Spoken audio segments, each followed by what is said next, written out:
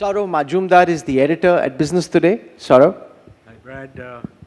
You know, there's been so much talked about in terms of the ethical implications of AI and also the impact on jobs. Now, there are clearly two sides to that story. There is a clearly divided house. Some people feel it will aid productivity and therefore that's not a problem, and it will in fact create jobs. And then there is the ethical implication, which we've discussed. But what are your thoughts on the ethical implications in terms of promoting, discord, etc., in terms of the AI implications and the jobs, the jobs question?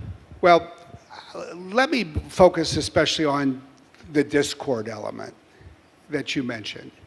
Because I just think that whether we're living in India or the United Kingdom or the European Union or the United States, we all have major elections ahead next year. And I think we need to lean into the reality that technology in some ways has made democracy more fragile over the last decade.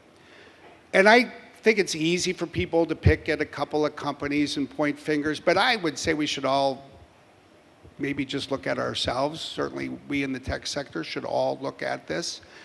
A decade ago, we were just too euphoric. Everybody was talking about the Arab Spring.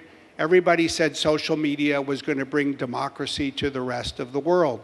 And yet only 3 years later, in 2016, we found that social media was being manipulated to spread falsehoods in the US presidential election.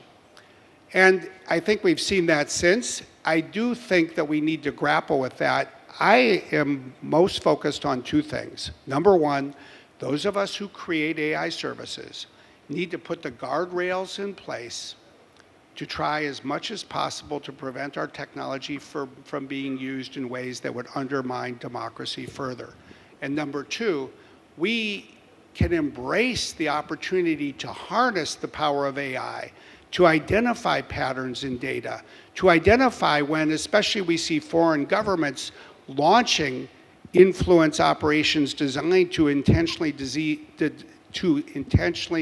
a population, to discover that quickly and let people know what's going on. And whether we're talking about cybersecurity or cyber influence, this is a very powerful technology to protect our societies. And that too is of real importance.